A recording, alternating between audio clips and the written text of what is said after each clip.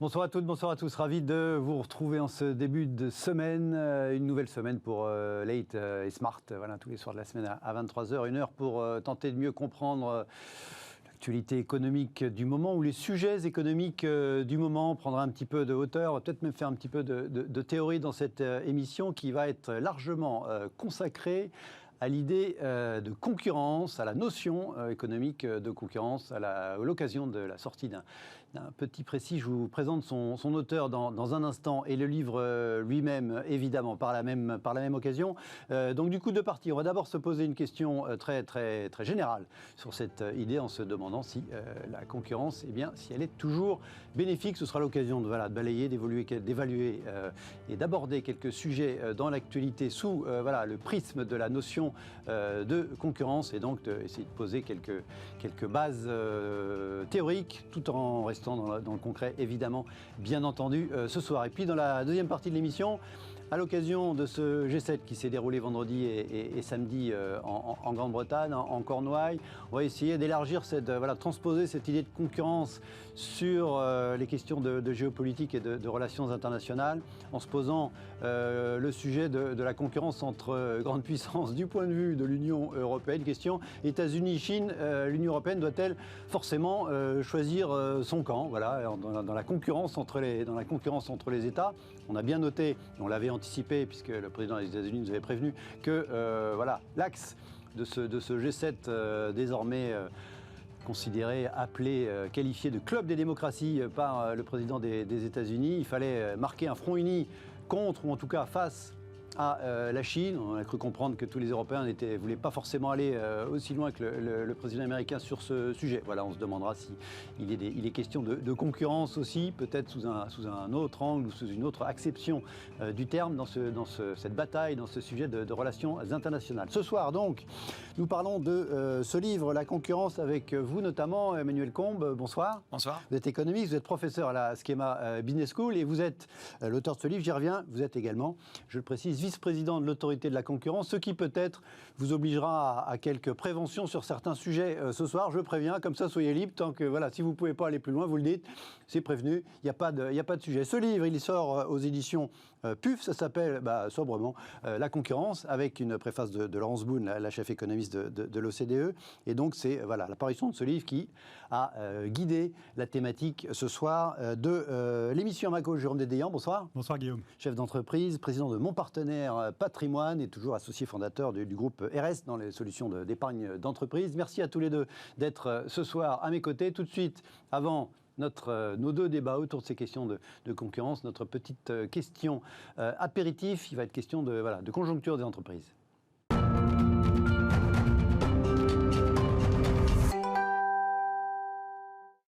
Voilà pour l'apéro, pour démarrer l'émission. Messieurs, je voulais vous faire commenter ce chiffre qui est tombé, cette étude qui est tombée en toute fin de semaine dernière. Origine, la Banque de France qui nous dit, quotidien Les Échos, rassure sur la santé des entreprises tricolores en évaluant à un petit peu plus de 6% les sociétés qui, fragilisées par la crise sanitaire, pourraient être en difficulté avec l'arrêt annoncé, déjà initié un petit peu, des dispositifs d'accompagnement. La Banque de France, elle a travaillé sur un panel d'un petit peu autour de 200 000 entreprises pour arriver à ce chiffre-là, en regardant l'endettement, en regardant la trésorerie, évidemment, en essayant de sortir du lot les entreprises qui avaient déjà des difficultés avant la crise sanitaire. Alors, 6%, ça ne veut pas forcément dire qu'il y aura 6% des PGE qui ne seront pas remboursés, mais du coup, c'est quand même un espèce de bulletin de santé générale des entreprises françaises aux sorties, ou en tout cas au début de la fin de cette période de crise sanitaire et économique. Je vais m'adresser d'abord pour le commentaire à l'entrepreneur. Jérôme, est-ce que ce chiffre de 6%, il vous paraît élevé ou il vous paraît finalement assez faible compte tenu de ce qu'on vient de vivre ? Ouais, il me paraît assez raisonnable, ouais. Mais c'est normal puisqu'on est dans un moment extraordinairement keynésien, un moment keynésien par excellence. On vient de vivre un déversement de liquidités pour soutenir l'économie arrêté par les mesures sanitaires liées à la pandémie inouïe. On a des revenus des ménages qui ont été préservés par le chômage partiel. Ils ont même légèrement augmenté en moyenne l'année dernière en France. On a des entreprises qui ont bénéficié du PGE, qui ont bénéficié des mesures de subvention directe, etc. Ce qui fait qu'elles ont pour la plupart et dans la plupart des secteurs, passer le cap de cet arrêt brutal de l'économie. Et alors, comme aujourd'hui, c'est ce que je vis comme entrepreneur dans toutes mes entreprises, qu'elles soient en B2C, en business to consumer, ma boîte de confiture, la Cour d'Orgère, qu'elles soient en B2B, RS Group, ou mon partenaire patrimoine avec toute l'épargne qui s'est accumulée. Témoignage diversifié, du coup, vous le rappelez. Hyper booming, c'est-à-dire toutes les planètes sont alignées pour un rebond absolument massif. Et du coup, ça veut dire que dans ce rebond, il y a deux choses qui sont en train d'apparaître quand la marée se retire, entre guillemets. Premièrement, c'est qu'il y a encore des pans entiers de l'activité qui ne vont pas redémarrer aussi vite que prévu pour cause de difficultés logistiques d'approvisionnement, pour cause de main-d'œuvre qu'ils n'arrivent pas à trouver, ou pour cause de tout simplement du fait que leur modèle économique a été trop fragilisé.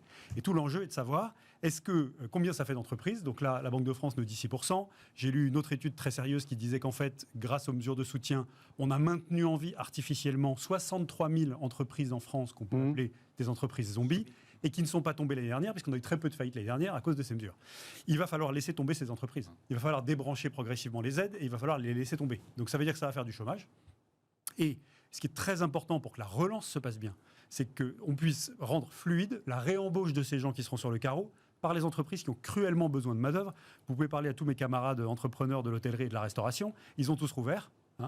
Et ils ont tous rouvert avec une pénurie de main-d'œuvre. C'est-à-dire qu'ils cherchent des équipes pour assurer la reprise de leur activité au volume où la demande est là. Voilà.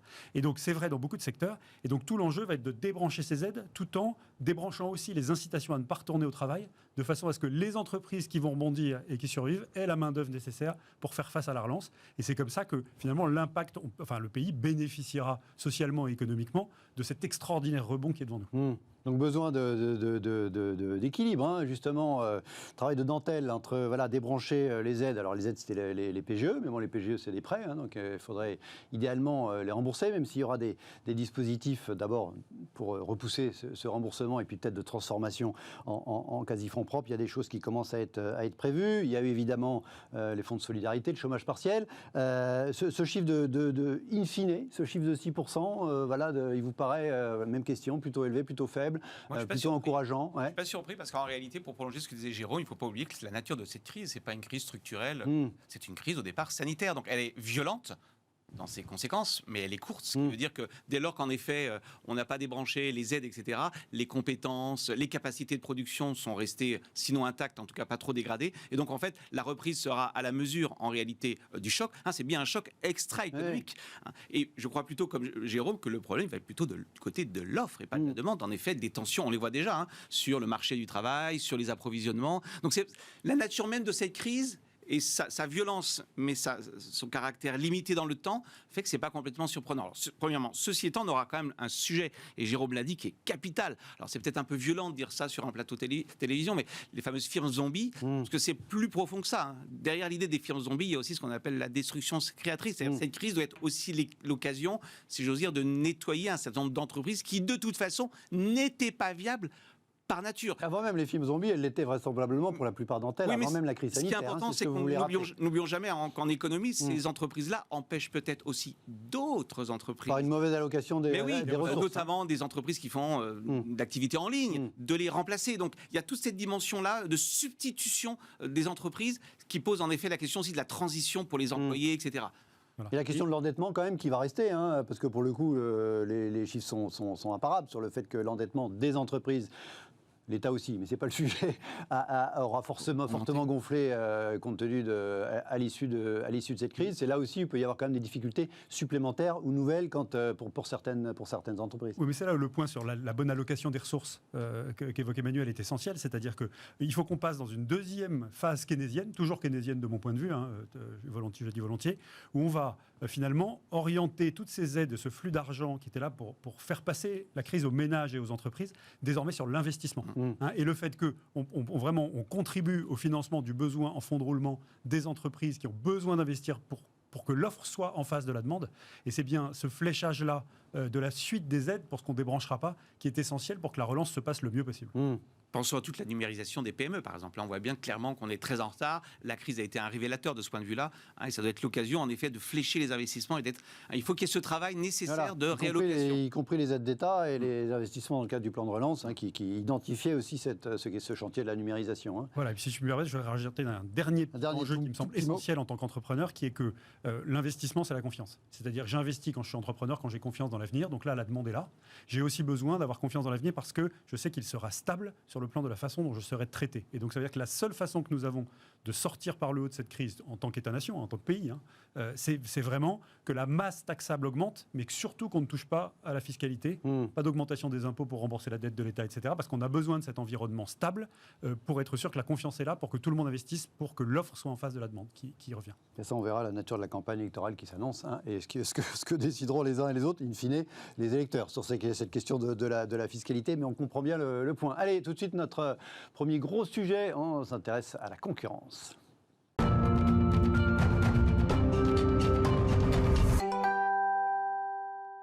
Nous parlons donc de concurrence largement ce soir dans l'émission. Je le disais lors du sommaire, à l'occasion de la sortie de ce petit précis qui sera très très utile à tous les étudiants intéressés et au-delà à tous les téléspectateurs, téléspectatrices que vous êtes qui aiment bien creuser un petit peu les sujets. Voilà, en partant de la théorie pour aller dans le concret autour de cette histoire de concurrence, donc dont vous êtes chez PUF, dont vous êtes l'auteur Emmanuel Combe. Alors, j'ai écrit, la concurrence est-elle toujours bénéfique? Alors après. A priori, Bismarck, on est plutôt pour la libre entreprise, tout ça. Donc on va répondre oui. Il y a quelques exemples où c'est pas toujours le cas. Notamment, l'idée générale du début du livre, c'est de rappeler que la concurrence, c'est bien. Quand il y a, sans oublier le rôle clé de la régulation, parce que sinon ça peut être la loi de la jungle. On va balayer 2-3 sujets d'actualité sous l'angle de la concurrence, si vous voulez bien. Quels sont les 3-4 points qui font qu'a priori la concurrence c'est bénéfique? Est-ce que c'est d'abord la baisse des prix? Est-ce que c'est d'abord l'innovation? Est-ce que c'est un mélange de tout ça? Est-ce qu'il y a d'autres sujets? Et est-ce que la théorie économique est, est sûre d'elle? Est-ce qu'il n'y a pas de doute sur le sujet? Voilà. Ouais. Ou est-ce qu'il peut y avoir encore des débats? Alors, contrairement à l'opinion qu'on a parfois, la concurrence, il y a un certain consensus des économistes quand on regarde les études empiriques sur le fait que la concurrence a plutôt des effets vertueux. Alors, quels sont ces effets? Vous l'avez dit, Guillaume, l'effet qu'on connaît tous, c'est bien sûr des prix qui peuvent baisser. Je n'ai pas dit qu'ils baissent toujours, on y reviendra notamment avec l'électricité, mais qui peuvent baisser. On connaît tous l'histoire du transport aérien avec en effet l'entrée d'un low cost qui oblige l'opérateur installé. C'est ça qui est intéressant, c'est que le grand gagnant de la concurrence, c'est surtout celui qui reste fidèle à l'opérateur historique, puisque c'est tous les prix qui baissent. Ça, c'est ce qu'on connaît. Mais ce qui est intéressant, nous disent les économistes, c'est ce que l'on connaît moins. Vous savez, l'économie, c'est toujours le visible et puis l'invisible. Il y a un second effet, toujours du côté des consommateurs, qui est l'effet qualité. Pardon, les VTC ont quand même permis aux chauffeurs de taxi d'être beaucoup plus efficaces, notamment dans la qualité de service. La concurrence, c'est un aiguillon. Ça, c'est du côté du consommateur. Troisième exemple du côté du consommateur, la diversité des produits. Mais au fond, qu'est-ce que c'est qu'importer? C'est de la concurrence internationale. Pourquoi j'importe des voitures des voitures allemandes? Parce que ce n'est pas exactement les mêmes que les voitures françaises. Concurrence sans diversité. Ça, c'est le consommateur. Mais en fait, les économistes, notamment les travaux de Jean Tirole, de Philippe Aghion, vous disent mais la concurrence, c'est beaucoup plus que ça. C'est en fait une histoire de croissance. En réalité, la concurrence, paradoxalement, c'est plutôt bon pour l'innovation, pour les gains de productivité. Or, vous le savez, en économie, quelle est la principale source de croissance économique pour un pays riche? Pour un pays riche. D'où votre question tout à l'heure sur est-ce que la concurrence est toujours bonne? Ça dépend de votre niveau de développement. Pour un pays très pauvre, c'est pas forcément une bonne chose. Mais pour un pays qui est arrivé à ce qu'on appelle à la frontière de la technologie, l'expérience empirique, c'est pas de l'économie en chambre. L'expérience économique vous montre que pour le Covid, qui a trouvé le vaccin, c'est pas un monopole. Ce sont plusieurs entreprises américaines qui étaient en concurrence sur le marché. Au départ, à l'échelon mondial, ils étaient 17, je crois. Donc, s'il faut résumer, la concurrence, de plus en plus pour les économistes, c'est moins une histoire de prix bas, plutôt qu'une histoire d'innovation, de croissance économique. Ce qui ne veut pas dire, Guillaume, qu'il n'y a que la concurrence. Il faut aussi de l'éducation, de la recherche-développement, et puis surtout, on va y venir, il faut des conditions de la concurrence, une régulation. Voilà. Moi, j'ai jamais cru à l'idée que la concurrence, c'était la loi de la jungle, une sorte d'autorégulation du marché. Mais pour résumer, attention peut-être à ne pas trop résumer la concurrence juste à une histoire de c'est des prix bas. Et pourquoi c'est important? Souvent, c'est la perception du point de vue du client. Pourquoi ça me gêne? Pourquoi ça me gêne? Parce qu'après, on peut se développer un discours que je comprends par ailleurs, qui est de dire « Ah, mais si vous défendez la concurrence, vous défendez en fait l'intérêt du consommateur, mais vous oubliez l'intérêt du producteur. » Non, on n'oublie pas l'intérêt du producteur, parce qu'en réalité, c'est bon aussi pour le producteur. Donc c'est pour ça que ce débat sur les prix bas, je m'en méfie toujours un peu, parce qu'il fait de celui qui défend la concurrence, finalement, il est dans un camp. Mais en réalité, non, il n'est pas dans un camp. Oui, il à est, la limite, ce serait le distributeur qui tire les prix vers le bas, alors que l'industriel souffre et l'agriculteur, n'en parlons pas. Alstom Siemens, si je résume le débat, c'était grosso modo, vous empêchez la fusion, mais la fusion, c'est de la concurrence. S'il y a de la concurrence en Europe, eh bien, on n'aura pas assez d'argent pour vivre les monopoles pour partir à l'exportation. L'expérience empirique montre que le syndrome PSG, pour reprendre une expression connue, ça marche pas. En clair, quand on est champion chez soi, en général, on est rarement très très bon à l'extérieur, parce que ce qui fait qu'on est très bon à l'extérieur, c'est qu'on est challengé sur son propre marché. Attention, on l'oublie trop souvent, aux États-Unis, il y a de la concurrence sur le marché intérieur. En Europe, heureusement, de moins en moins, dit-on, aux États-Unis, de moins en moins. Heureusement qu'on a une concurrence. La concurrence, c'est l'allié de la croissance. Et ça, c'est assez compliqué, je trouve, à expliquer, parce que c'est pas complètement intuitif. Oui, c'est pas intuitif. Votre expérience d'entrepreneur, Jérôme, quelle conclusion vos 30 ans d'entrepreneuriat là, vous ont ramené sur les vertus de la concurrence? Évidemment, vécu, j'adore ce sujet, parce qu'on ne peut pas être entrepreneur si on ne croit pas aux vertus de la concurrence. Sinon, ça s'appelle être fonctionnaire. Vous voyez ce que je veux dire, et donner une mission de service public dans le cadre d'une feuille de route qui est fixée par la puissance publique. Oui, ce qui peut dire mieux et avoir des électeurs par ailleurs. Ce qui est très bien aussi, mais ce n'est pas la vocation de l'entrepreneur. Et donc, moi, j'aime beaucoup ce que vient de dire Emmanuel. Je le résumerai avec mes mots à moi, qui sont des mots vraiment d'entrepreneurs très, très basiques, pas d'économistes, sur les choses suivantes. C'est que quand il n'y a pas de concurrence, ça se termine rarement bien, d'abord pour le consommateur, en termes de variété ou de diversité de choix, en termes de prix et en termes d'innovation, donc à terme de qualité du service rendu par le produit ou le service. Ça, c'est la première chose. Et deuxièmement, et notamment dans nos économies développées et à la démographie vieillissante, qui fait que le moteur de notre croissance économique, donc de la richesse à partager, de la capacité à financer nos infrastructures, nos écoles, notre sécurité, notre protection sociale, etc., ça ne peut plus être la croissance démographique, ou plus seulement, entre guillemets. Eh bien, il faut bien trouver le deuxième grosse source de croissance, et ça, c'est les gains de productivité par l'innovation, et la concurrence stimule l'innovation. Donc pour toutes ces raisons, elle est évidemment indispensable à la préservation de notre modèle économique et à la qualité des produits et services que nous autres consommateurs, de tout type, entreprises comme particuliers, pouvons trouver sur le marché. Vous-même entrepreneur, en 2 secondes, par rapport au terme qui a été employé tout à l'heure, est-ce que vous avez été un aiguillon? Je vais vous donner 2 exemples vraiment dans mon expérience dans les services financiers, 2 exemples radicalement opposés. La première entreprise que j'ai montée comme entrepreneur, en pleine bulle Internet, voulait essayer de révolutionner la distribution de l'assurance vie en le faisant en ligne et avec RoboAdvisor en 2001 à l'époque, fonds indiciels, etc. Je l'ai fait avec 2 associés, on l'a admirablement planté. Et pourquoi on l'a planté? On l'a planté parce qu'on a fait une erreur de marché. On s'est dit le marché de l'assurance vie, il était déjà colossal à l'époque, c'était déjà 2/3 de l'épargne, du flux d'épargne des Français, financière des Français. Et donc on se disait c'est là qu'est le gros marché de l'épargne. Donc on avait tout fait, on a fait une super usine de services. On a juste oublié que l'assurance vie n'étant pas transférable, on concourait en fait sur les flux nouveaux de collecte et pas du tout sur le stock. Comme on ne pouvait pas migrer le stock, déni de concurrence, et ce marché ne nous était pas accessible. On a planté la boîte.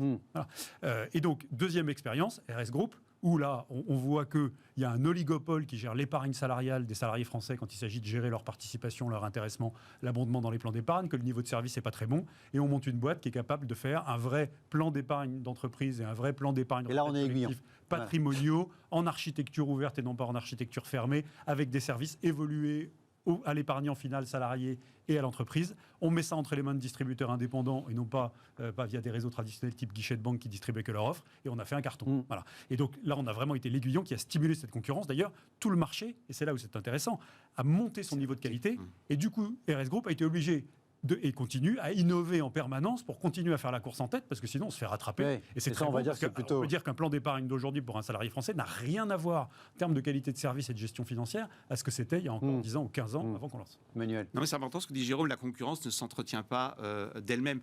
Quand vous êtes insider à l'intérieur, votre penchant naturel, c'est de fermer, c'est de verrouiller le marché. Et paradoxalement, en verrouillant le marché, et c'est contre-intuitif, vous faites mal à vous-même à long terme. Donc c'est un peu le paradoxe de la concurrence. La concurrence, je suis insider, j'ai plus... Regardez les VTC, ils étaient très contents d'arriver, puis ensuite ils étaient finalement pas si malheureux que ça de vouloir fermer la porte aux nouveaux entrants. Mais c'est naturel, c'est Adam Smith qui disait en fait très vite on se retrouve en oligopole et on n'a pas envie de l'entrée d'autres nouveaux entrants. Mais en réalité, l'expérience montre que c'est une mauvaise chose paradoxalement pour celui qui était au départ l'outsider, qui va, entre guillemets, s'endormir sur ses lauriers. Donc c'est tout le paradoxe de la concurrence, c'est que c'est perçu comme quelque chose qui est extrêmement agressif. En réalité, on a l'impression que c'est contre son propre intérêt, et l'expérience montre qu'en réalité, les statistiques Hein, c'est pas de l'économie en chambre. Les statistiques montrent qu'en réalité, ça n'est pas ce que montrent les chiffres. Ouais, vous voulez dire un mot Alors, oui, là-dessus ? en fait, en théorie économique, là je parle vraiment sous le contrôle d'Emmanuel, parce que c'est lui l'économiste, fondamentalement, quand il y a une concurrence qui est faussée, il y a la création progressive d'un monopole. Ou même quand la concurrence n'est pas faussée et que le jeu des meilleurs fait que c'est eux qui prennent le marché, l'oligopole se forme, puis le monopole, c'est le stade ultime en fait d'une concurrence, on va dire, pure et parfaite, non régulée. Voilà. Et ce que nous dit la théorie économique, c'est que si le monopole survient parce qu'il était meilleur que les autres, il va s'endormir sur ses lauriers et donc il va dégrader sa qualité de service parce qu'il va arrêter d'innover et parce qu'il n'aura plus intérêt à l'améliorer ou à la surveiller. Il va avoir une tendance à monter ses prix pour augmenter sa rente et donc il va avoir des prix qui sont déconnectés de la réalité de ses facteurs de production plus une marge normale liée à la compétition. Et du coup, il va créer lui-même les pieds d'argile. Le colosse va créer les pieds d'argile que de nouveaux entrants vont pouvoir exploiter en arrivant avec un modèle économique différent. Ça, c'est ce que nous dit la théorie économique, mais en fait, c'est pas exactement comme ça que ça se passe, et c'est là où ça devient absolument passionnant, puisque la régulation est nécessaire pour éviter que, de fusion en fusion et de concentration en concentration, finalement, le jeu normal de la concurrence ne puisse plus opérer. Le régulateur, il est là pour veiller à ce que tout se passe bien et qu'on reste dans un optimum économique. Il y a plusieurs régulations. Hein. Il y a d'abord la régulation. Tous les coups ne sont pas permis en concurrence. Hein. C'est ce qu'a dit Jérôme. On a le droit d'être dominant. Hein. Personne ne reproche à Google d'avoir une position dominante sur les moteurs de recherche. Mais quand on est dominant, il y a des choses que l'on ne fait pas. Premièrement, il y a un certain nombre d'actes qui sont anticoncurrentiels, premièrement. Mais il n'y a pas que le droit de la concurrence. Ça peut être aussi toutes ces réglementations qui, paradoxalement, visent à bloquer l'entrée de nouveaux concurrents. Vous l'avez dit tout à l'heure, Guillaume, aux États-Unis, en effet, vous avez raison, il y a un affaissement de la concurrence depuis 20 ans. Oui. Et que nous montrent les travaux, notamment de Philippon. Oui. C'est pas de l'économie en chambre, hein. Philippon, c'est des chiffres. Ils vous disent, qu'est-ce qu'on voit ? On voit en effet des géants du numérique qui, paradoxalement, étaient plutôt au départ des innovateurs qui étaient en monopole par leur mérite. Les monopoles ne sont pas interdits, heureusement. Celui qui a inventé le vaccin, on ne va quand même pas lui reprocher d'être en monopole. Mais il va avoir tendance ensuite à créer des barrières pour des barrières stratégiques. Je rachète les petites entreprises, parfois pour les tuer, les fameuses killer acquisitions. Je fais des ententes, des abus de position dominante, ou même je fais du lobbying. Et c'est ce que dit Philippon. On dit Philippon, aux États-Unis, la concurrence s'est affaissée parce qu'on a mis des barrières qui ne sont pas justifiées. Notamment parce que dans l'industrie numérique, on est dans une logique de rendement croissant et non pas de rendement décroissant, ce qui fait que le winner takes all est encore plus dominant que. Et c'est pour ça que c'est important. C'est pour ça, Guillaume, c'est important quand on dit réguler. Mais réguler, il y a de la bonne régulation, mais il y a aussi de la mauvaise régulation. Vous savez, un insider, il peut adorer la régulation, parce que la régulation, ça vous protège, notamment des nouveaux entrants. Donc, notamment les normes. Oui. Exactement. Donc tout le travail, c'est pas seulement de s'assurer que la concurrence est loyale, c'est pas que du droit de la concurrence, c'est d'être sûr que les règles qui existent sont nécessaires, proportionnées et justifiées. Et permettre toujours à ces outsiders de venir contester les entreprises existantes. Je vais vous donner un exemple. On va reprendre mon exemple de l'épargne. Vous avez parlé du marché de l'assurance vie qui n'était pas suffisamment ouvert parce qu'on ne pouvait pas transférer, changer de compagnie d'assurance si on n'était pas content du service en conservant son contrat fiscal avec l'État. Quand on a travaillé sur le nouveau plan d'épargne retraite au moment de la loi Pacte, on était un certain nombre à pousser pour la transférabilité universelle des nouvelles solutions d'épargne retraite pour justement permettre cette concurrence, faire en sorte qu'un épargnant ne soit pas prisonnier de son prestataire. On a obtenu gain de cause, mais si vous saviez comment ça s'est passé dans les couloirs de ministère à l'Assemblée nationale et au Sénat, à l'Élysée, à Matignon, avec tous les il y en a qui défendent leur position. Tout ce qu'ils pouvaient pour protéger leur marché et essayer d'éviter cette transférabilité, y compris des anciennes solutions qu'on voulait pouvoir rapatrier sur la nouvelle solution plus souple pour les consommateurs, ouvrant ainsi le marché et stimulant la concurrence. On s'est battu comme des chiens, on a obtenu gain de cause, mais ce n'était pas gagné. Alors, je voudrais qu'on regarde des cas d'école, notamment dans des domaines, effectivement, on a évoqué, alors, encore une fois en précisant que vous êtes tenu aussi à un certain devoir de réserve par rapport à votre position de vice-président de l'autorité de la concurrence, Emmanuel. Le marché électricité, il y a une remise en cause, il a été largement ouvert, en tout cas pour la distribution, un petit peu aussi pour la production, mais disons, restons sur la distribution. L'idée générale est de dire qu'aujourd'hui, le bilan, à date de l'ouverture à la concurrence du marché de l'électricité, il n'est pas génial parce que, les prix n'ont pas baissé, et deux, on a fragilisé avec des conséquences financières très fortes l'opérateur historique en France qui est EDF. Qu'est-ce que, rapidement, vous répondez à ça par rapport bilan mitigé, voire limite négatif? Moi, je m'interroge déjà sur le bilan. J'aimerais qu'on me donne les chiffres. Je ne conteste pas que EDF soit dans une situation critique. Je crois que c'est 42 milliards de dettes avec notamment la nécessité de financer des nouveaux réacteurs nucléaires. Mais quand on dit la concurrence n'a pas fait baisser les prix, mettons-nous dans un scénario où il n'y aurait pas eu d'ouverture à la concurrence. Les prix auraient baissé? Non, tous les prix montent. Je vais le dire autrement. Partout, oui, vous êtes d'accord. C'est pas la concurrence. La concurrence fait baisser les prix, mais il n'y a pas que la concurrence qui influe sur les prix. Si la demande augmente, vous avez beau ouvrir autant que vous voulez à la concurrence, les prix augmentent. Donc le premier procès, la concurrence a fait monter les prix, donc c'est mauvais.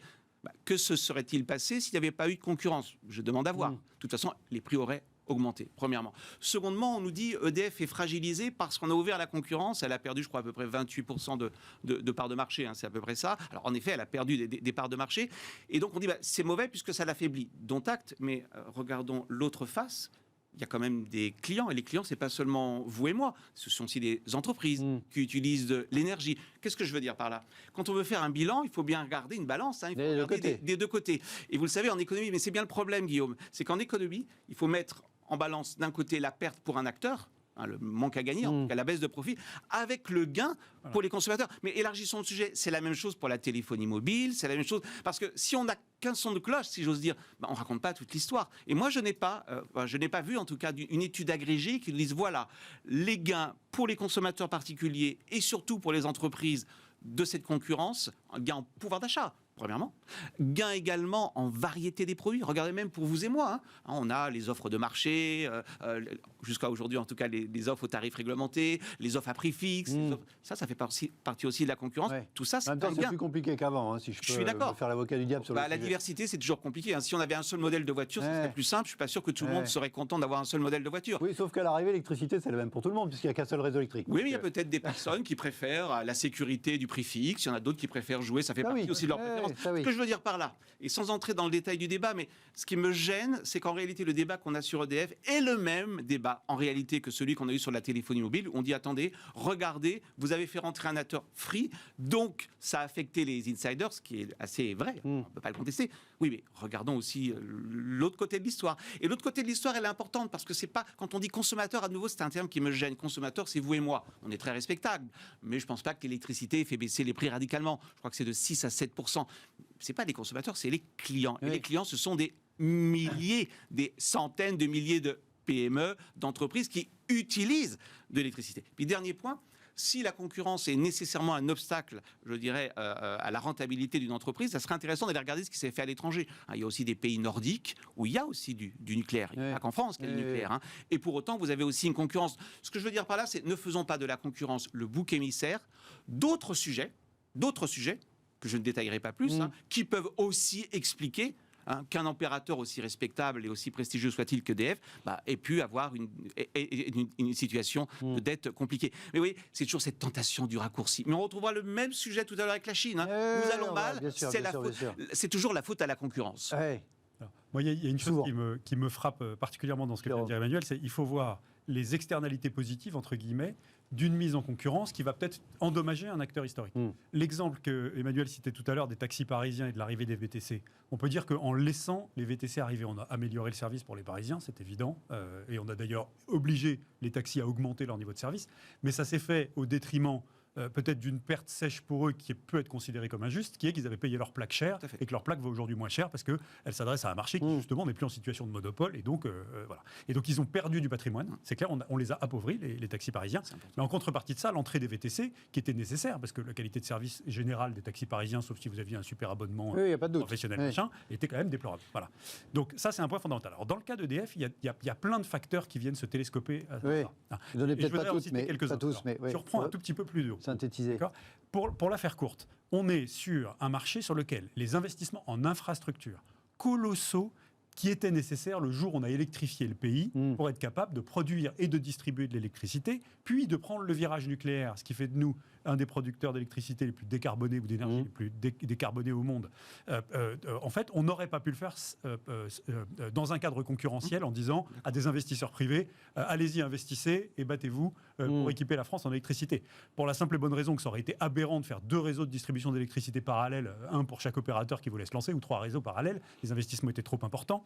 Et aussi parce qu'il y avait un sujet de sécurité de la technologie et de contrôle de l'activité nucléaire, de R&D et de financement par l'État de ces énormes efforts d'infrastructure. infrastructures. Donc historiquement, on est sur ce qu'on appelle un monopole naturel, je ne veux pas dire de bêtises de théorie économique, qui fait que l'intervention de la puissance publique et de l'impôt est nécessaire pour amorcer la pompe d'une infrastructure qui d'ailleurs va permettre de produire de l'électricité à un coût hyper raisonnable. On paye l'électricité pas très cher en France encore aujourd'hui, et qui donc un des facteurs de notre compétitivité et de la croissance. Voilà. Et puis arrive un moment où ça s'est amorti sur un marché normal, d'accord, où tous ces investissements d'infrastructure, on peut considérer que l'opérateur historique public les a amortis. Et ce jour-là, on décide d'aller stimuler la concurrence pour éviter qu'ils s'endorment en mettant ces capacités amorties à la disposition d'autres acteurs, et notamment des distributeurs alternatifs. C'est ce qui s'est passé à la demande de la Commission européenne, qui a un peu tendance à penser que la concurrence, c'est multiplier les acteurs, alors que ce n'est pas toujours ça. Hein. On pourra en reparler un peu, je pense qu'Emmanuel en parlerait mieux que moi. Bon, toujours est-il que c'est ça la situation. Donc, en toute logique, ça aurait dû se passer très bien. Pourquoi ça ne se passe pas bien pour EDF ? Là, je vais vous donner ma vision de citoyen. D'accord ? Et c'est une des raisons pour lesquelles j'aurais jamais une action EDF en portefeuille à titre perso. Non. Parce que nous avons un actionnaire à 84% qui s'appelle l'État, qui est en conflit d'intérêts complet. Pourquoi est-il en conflit d'intérêts ? Il est en conflit d'intérêts parce que il a exigé historiquement d'EDF un dividende élevé au-delà des capacités que l'entreprise aurait dû conserver pour financer, premièrement, l'arrivée des concurrents, deuxièmement, la maintenance de son parc, troisièmement, ses investissements de transformation, soit dans une nouvelle technologie nucléaire, soit dans de l'énergie alternative, comme les gros opérateurs énergétiques le font. Donc, on a parlé donc, on a un acteur qui aujourd'hui a 42 milliards de dettes, je crois que c'est ça le chiffre, qui a par ailleurs un mur de financement devant lui d'une centaine de milliards, c'est à peu près ça l'estimation, à la fois pour maintenir son parc nucléaire existant et pour investir dans son virage d'énergie alternative.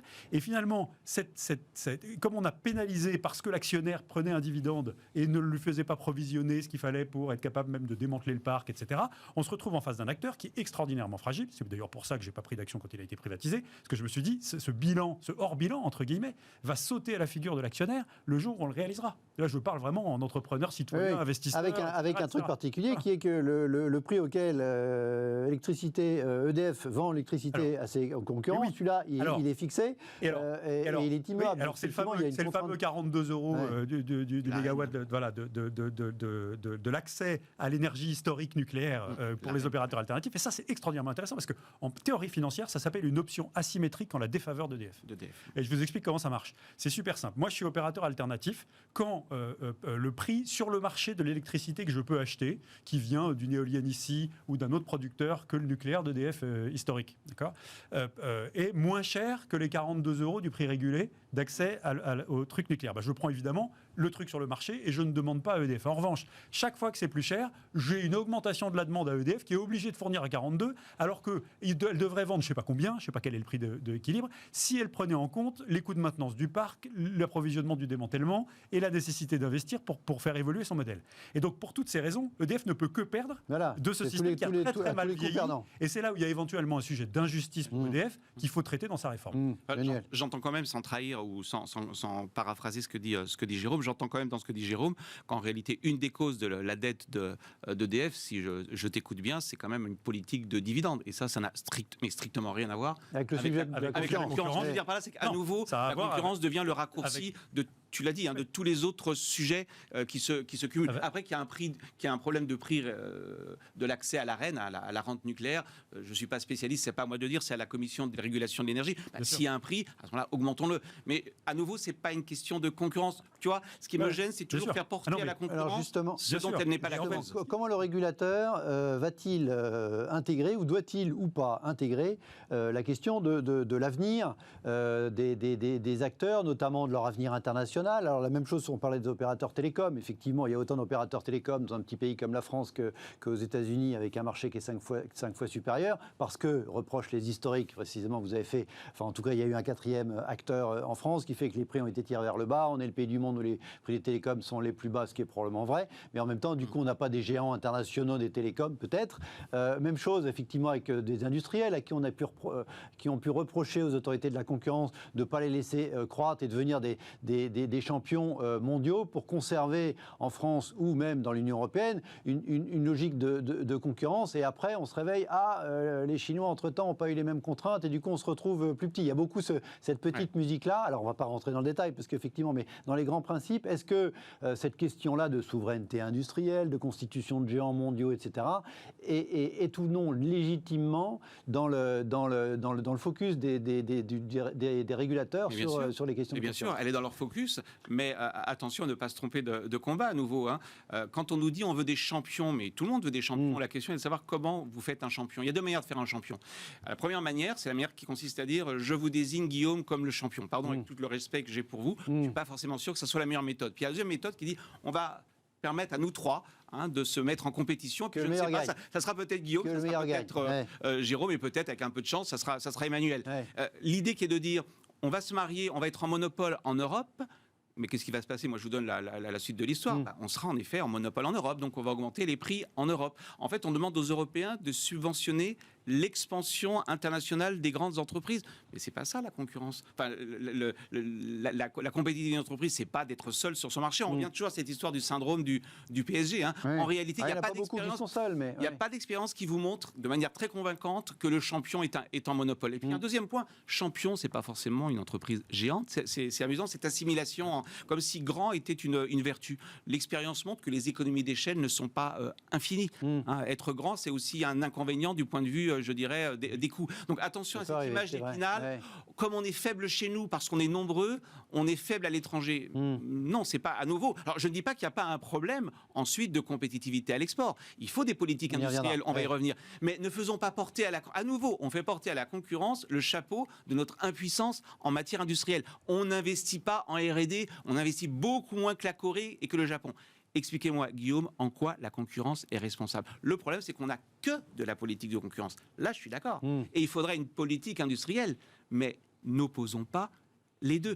Si on n'a pas la politique de la concurrence est plus sophistiquée, plus non, la politique de concurrence, elle est là pour réguler le marché. Elle n'est pas là pour créer des champions. Si vraiment il faut mettre des dizaines de milliards pour créer des biotech, alors faisons de l'investissement public. C'est ce que fait Thierry Breton. Très bien. Mais c'est pas le sujet de la politique de la concurrence. Ça ne s'oppose pas. Ça ne s'oppose pas. Mais dire qu'on va marier deux entreprises européennes pour qu'elles se retrouvent en monopole et ça va régler nos problèmes. Pardon, c'est pas ce que montre l'expérience, Guillaume. Je dis pas la théorie économique. L'expérience vous montre et tu l'as dit, Jérôme, à la fin des fins, on se retrouve avec des consommateurs européens qui vont payer plus cher. Les Américains, j'insiste quand même sur ce point, vous l'avez dit tout à l'heure, ils le regrettent. En fait, on veut aujourd'hui mettre en sommeil la politique de concurrence en Europe, alors que les Américains eux-mêmes, regardez ce qu'a dit Trump, et puis surtout Biden aujourd'hui, ils disent mais qu'avons-nous fait de la concurrence? Et on se retrouve aujourd'hui avec des géants. Vous avez vu les prix aux États-Unis? Vous parliez des forfaits de téléphonie mobile. Regardez le prix d'un forfait aux États-Unis. Regardez le prix d'un billet d'avion aux États-Unis. On a autorisé des fusions-acquisitions. Donc attention à cette image d'Épinal qui serait de dire il y a trop de concurrence en Europe. Non, il n'y a pas assez de concurrence aux États-Unis, ce qui n'est pas exactement la même chose.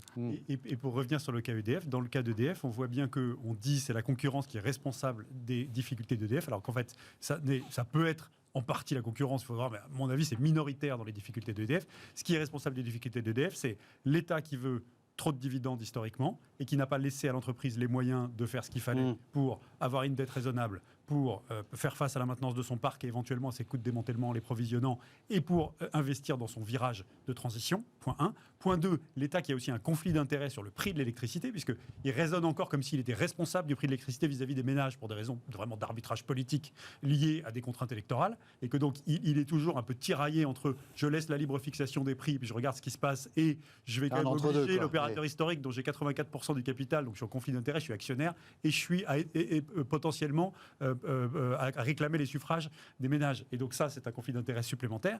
Et voilà. Et pourtant, on peut dire que derrière la création de ce monopole public qui était indispensable compte tenu du montant des infrastructures à déployer, une fois qu'elles étaient légitimement amorties, il était normal de les rendre au marché pour stimuler justement la concurrence dans l'intérêt. Allez, un dernier sujet d'actualité rapidement sur les questions de concurrence. Depuis toute fin de semaine dernière, effectivement, on a appris que le géant américain de l'e-commerce Amazon allait devenir le principal diffuseur du foot français.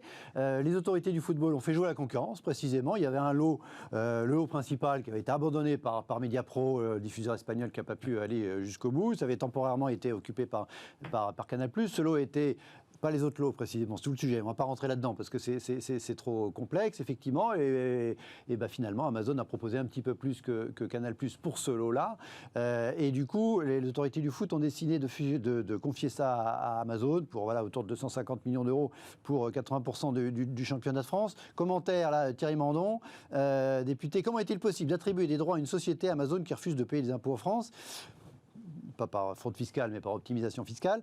Concurrence absolument déloyale, intervention de l'État régulateur nécessaire. Sur ce sujet, on imagine que vous êtes beaucoup occupé de football. C'est pas fini, je pense, à l'autorité de la concurrence. Votre réaction à cette réaction de Thierry Mandon, je ne sais plus, là, il a été au gouvernement. Oui, il est ministre. Je ne sais pas ce qu'il est. Oui, il a été ministre, mais je ne sais plus ce qu'il est. Bref, je m'en excuse auprès de lui. Je n'ai pas vérifié son titre actuel, s'il est toujours député, par exemple. Non, mais vous lui répondez quoi? Quand on a deux problèmes, il faut deux solutions. Il y a le problème de la concurrence déloyale, et il a raison de le poser, notamment de la concurrence fiscale. On va y revenir. La concurrence, c'est pas, ça se joue sur le même terrain. Quand on joue au foot, on doit avoir les mêmes règles du jeu. Mais réglons-le par un problème fiscal. Et puis ensuite, il y a est-ce que Amazon a bénéficié d'un traitement préférentiel? Elle a répondu à un appel d'offres. Que je sache, l'appel d'offres était ouvert à tous. Elle l'a remporté. J'ai pas de commentaire à faire. Mais vous voyez, ça me choque toujours, ça me gêne toujours cette manière en France. C'est pas le même sujet. On mélange les sujets et au motif qu'elle a gagné un appel d'offres, on dit bah oui, mais regardez, il y a un problème de concurrence fiscale. S'il y a un problème de concurrence fiscale, et il existe, réglons-le. Mais ne demandons pas au motif qu'il y a un problème de concurrence fiscale à ce qu'Amazon ne participe pas aux enchères. Elle l'a participé comme les autres, elle l'a remporté. Et donc si on oublie le problème de concurrence fiscale, qui est un problème majeur, sur l'appel d'offres de la Ligue du football professionnel, c'est très intéressant. Ça s'appelle, en théorie des enchères, ça s'appelle une enchère ratée. C'est exactement ça qui s'est passé. Pourquoi? Parce que compte tenu du contexte, etc., il y a un acteur historique qui est Canal+, qui en plus avait sous-loti beIN Sport, qui dépend de lui, qui avait acheté cher une partie des droits. Voilà. Et puis arrive un deuxième lot remis en cause d'appel d'offres, etc. Et en fait, compte tenu de la baisse des droits, à cause de la situation, etc., Amazon est susceptible d'emporter plus de matchs, dont des matchs plus importants que le Canal+ historique, c'est ça que j'ai compris, pour un prix moins cher. Bon, et donc, évidemment, celui qui s'estime lésé dans l'opération se retire, et le résultat des courses, c'est que la LFP se retrouve en face d'un unique enchérisseur, et le résultat des courses, c'est là où on voit que ça a été une mise en concurrence ratée, c'est que le football français aura moins de subsides qu'avant, pour financer, parce que vous savez qu'il y a quand même un phénomène de redistribution jusque dans les clubs amateurs, le terrain, etc. Et on va se retrouver avec un football français moins bien financé qu'avant, par la suite de cette enchère un peu malmenée et ratée. Et le feuilleton n'est probablement pas fini d'ailleurs en l'espèce. On marque une très courte pause. On va essayer de regarder le G7 qui vient de se tenir ce week-end sous l'angle de la concurrence.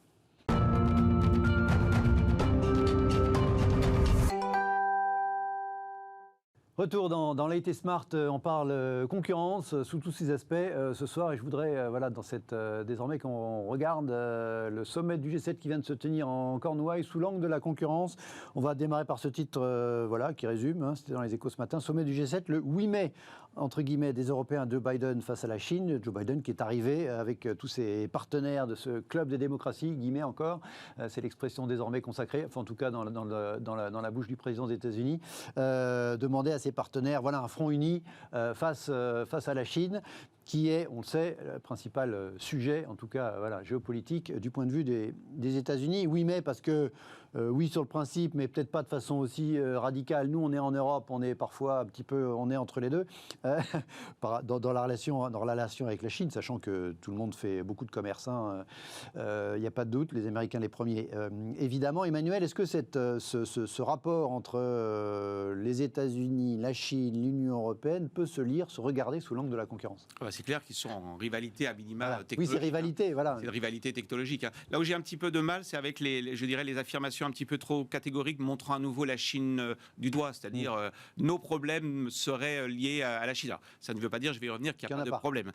Mais si nous avons un déclin industriel depuis à peu près 20 ans, 30 ans, particulièrement en France, si nous n'avons pas suffisamment monté en gamme, c'est pas d'abord la faute de la Chine. J'ai bien dit d'abord, c'est d'abord notre propre faute. Parce qu'en Europe, on n'a pas de politique industrielle et on n'investit pas assez en R&D. Donc attention à ne pas transformer nos échecs en justification venant de l'extérieur. Un bouc émissaire. Voilà. C'est un peu toujours le même sujet. Alors ceci étant, est-ce que ça veut dire qu'il faut être naïf? Je ne suis pas naïf, je regarde la réalité en face. On sait que la Chine pratique parfois le dumping. On sait que la Chine pratique parfois la subvention publique. On sait parfois que des entreprises européennes sont rachetées par des entreprises chinoises et en réalité c'est l'État chinois qui est derrière. Eh bien, faisons marcher les outils existants. ils existent. Et d'ailleurs, l'Europe, vous le savez, est en train de les renforcer. Thierry Breton a lancé une initiative très importante sur les subventions publiques. On va peut-être pouvoir demain interdire à des entreprises chinoises de racheter des entreprises parce qu'elles ont bénéficié de subventions publiques. Mais vous voyez, tout ça, ça reste de l'ordre du chirurgical, ça reste de l'ordre de la négociation, éventuellement de la confrontation. Mais de là, on a appelé une sorte d'opposition binaire. Moi, je crois qu'à la fin, il n'y a que des perdants. N'oublions pas quand même que la Chine, on est bien content, nous, Français, pour notre industrie du luxe. On est bien content également pour nos Airbus. Ce sont de gros clients. Oui, mais sauf que tout ça est montré économiquement. Oui. Vous avez quand même des études empiriques, tenez-vous bien Guillaume, sur les États-Unis, qui vous montrent qu'en réalité, non seulement vous avez un gain de pouvoir d'achat, mais qui est considérable. Xavier Jaravel, qui est professeur à London School of Economics, l'a chiffré à peu près à $1 500 par ménage américain. Donc moi, je veux bien qu'on explique que la Chine... l'économie grâce aux usines en Chine. Hein, exactement. Ouais. Baisse de pouvoir d'achat et surtout baisse des prix aux États-Unis par crainte des importations chinoises. Ouais. Vous avez un effet concurrence sur le marché américain. Et quand vous regardez les effets de destruction d'emplois qui ont été violents aux États-Unis, notamment dans l'industrie manufacturière, ils ont été compensés par des créations d'emplois dans d'autres secteurs. C'est fondamental ce qu'on dit, Guillaume, parce que l'enjeu à nouveau avec... Ce qui n'a pas été le cas chez nous en Europe. Hein, Alors, déjà, en tout cas, pas de façon le aussi... choc est moins violent, mais à nouveau, vous voyez, il y a ce qu'on voit et ce qu'on ne voit pas. Quand on dit la concurrence chinoise détruit des emplois, c'est pas tout à fait vrai. C'est partiellement vrai. Elle en détruit et elle en crée. Et quand vous faites le gain global, c'est pas si évident que cela. Donc attention, j'ai un petit peu de mal avec cette posture qui consiste à dire on est en guerre avec la Chine. On n'est pas en guerre avec la Chine, on a un problème avec la Chine, ce qui n'est pas la même chose. Et quand on a un problème, on prend des instruments et puis on les applique, quitte à les appliquer de manière très ferme. Et au fond, l'Europe, en effet, elle a été naïve, mais elle n'a pas été naïve tout simplement parce qu'elle n'utilisait pas les armes. Elles existent, ces armes. Donc je crois qu'entre la naïveté... Elles existent, mais elles sont acceptées par les autorités chinoises, tout ce qui est multilatéralisme. Là, c'est clair. Non, mais là, on n'est plus dans le multilatéralisme. L'Europe a décidé de mettre en place, espérons-le, un règlement sur les subventions publiques chinoises. C'est même plus du multilatéralisme. Là, c'est du bilatéralisme. Mais ce qui est important, c'est ne tombons pas dans des oppositions trop simples. On serait obligé soit d'être naïf, soit d'être protectionniste. Non, entre le protectionnisme généralisé, qui n'a quand même pas marché. Quand on regarde les statistiques sur Trump, le bilan n'est pas extraordinaire. Je vous rappelle que le déficit commercial américain, il n'a pas bougé. Avec la Chine.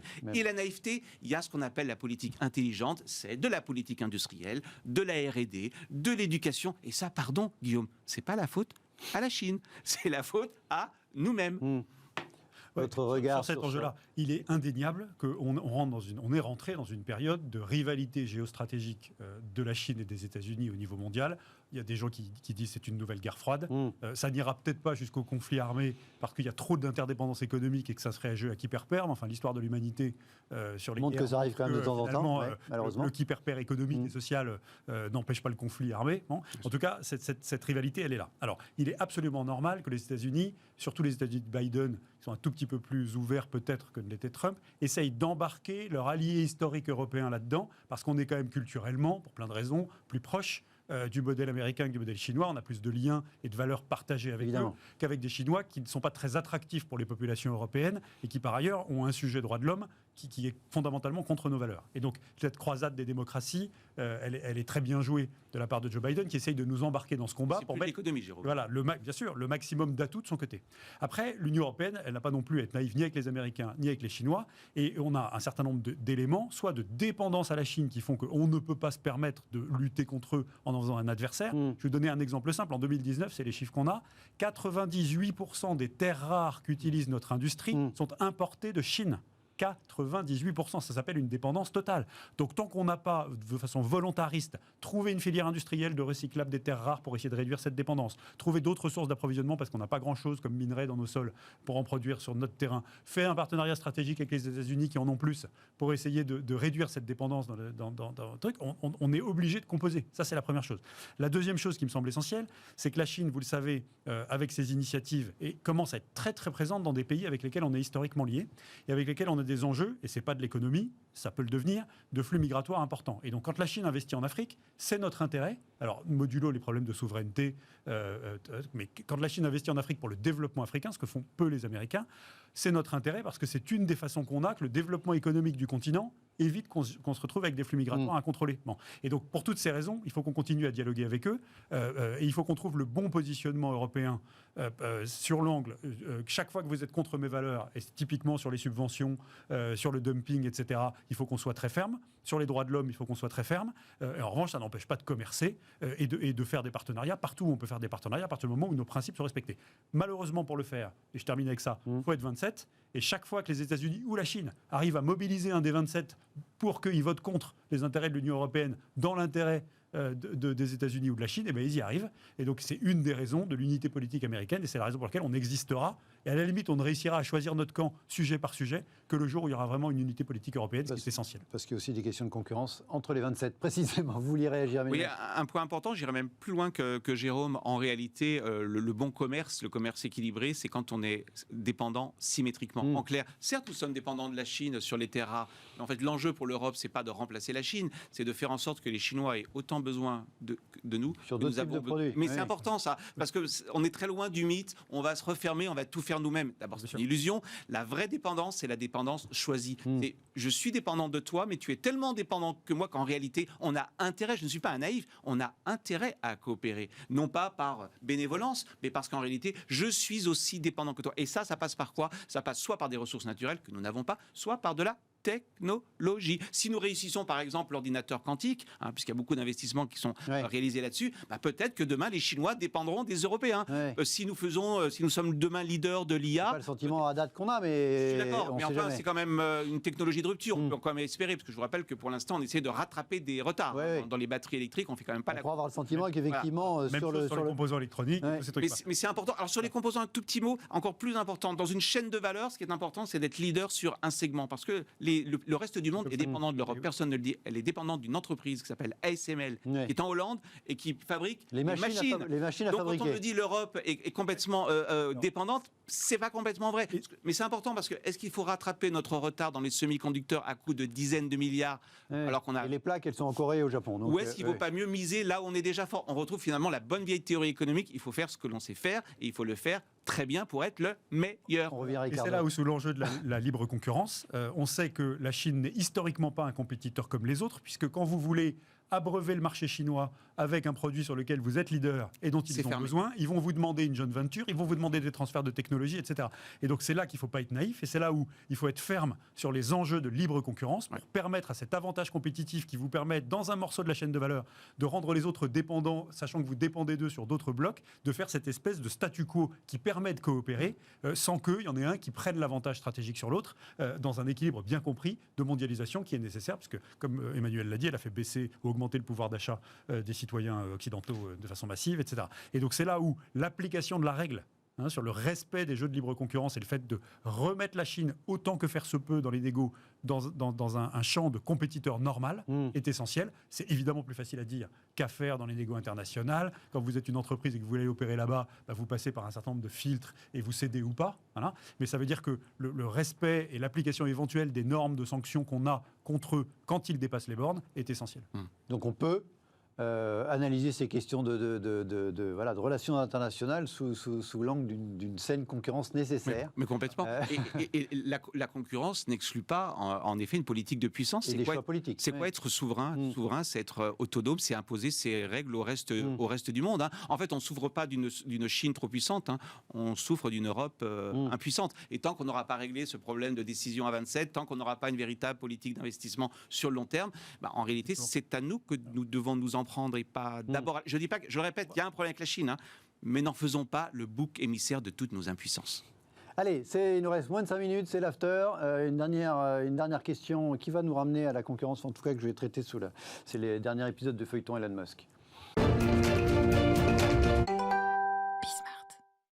On arrive à se passer d'Elon Musk pendant une émission, mais pas beaucoup plus longtemps, en tout cas pas ce soir. Elon Musk qui était critiqué notamment ces derniers jours sur le fait d'être un quasi-manipulateur sur le marché du Bitcoin. Un coup il est très pour, un coup il dit non, finalement ça pollue trop, j'arrête tout. Bref, ça fait, et quand je parle du Bitcoin, je ne mentionne pas le Dogecoin, c'était encore pire. Il a répondu hier dimanche, en tout cas sur les accusations de manipulation. Il a dit non, c'est pas vrai, Tesla a vendu 10% de ses actifs en Bitcoin juste pour vérifier que c'était liquide. Par ailleurs, on reviendra au Bitcoin quand effectivement on sera convaincu qu'à peu près 50% de l'énergie nécessaire est renouvelable, et du coup on reprendra les transactions en Bitcoin. Donc ça c'est sur le Bitcoin. Et puis voilà, il y a eu un petit mystère aussi, la Tribune propose une solution. Il y a eu le billet dans l'espace pour les voyager avec Jeff Bezos et son frère a été vendu à 28 millions de dollars pour quelques minutes là-haut. La Tribune nous dit, et si c'était Elon Musk, voilà, c'est les deux épisodes du feuilleton Elon Musk du jour, Jérôme. Vous êtes comme moi, vous aimez bien. Ça vous inspire quoi? Alors, ça m'inspire déjà que on pourra faire des romans balsaciens ou stendhaliens sur le personnage. On a 2 minutes. Évidemment.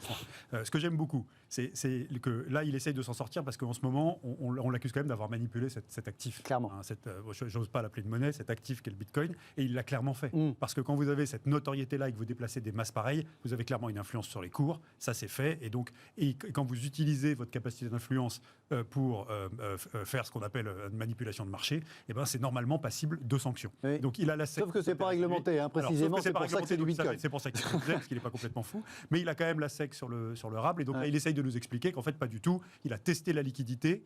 C'était de la saine gestion. Et que par ailleurs, il a maintenant un sujet écologique qu'il a identifié avec le Bitcoin et qu'il reviendra, etc. Donc il essaye de s'acheter une conduite parce qu'il est sous le regard d'une autorité qui va quand même essayer de le coincer, même si c'est pas facile juridiquement. Donc clairement, il a manipulé et il essaye de s'en sortir par le haut. Donc voilà, ça c'est ce que ça m'inspire sur cette affaire Bitcoin. Ensuite, sur la boutade de la Tribune qui dit il y a Jeff Bezos et son frère qui vont faire le premier vol habité dans l'espace, ils avaient une place, ils l'ont vendu aux enchères 28 millions de dollars. Qui l'a acheté? On ne sait pas encore. Est-ce que c'est Elon Musk?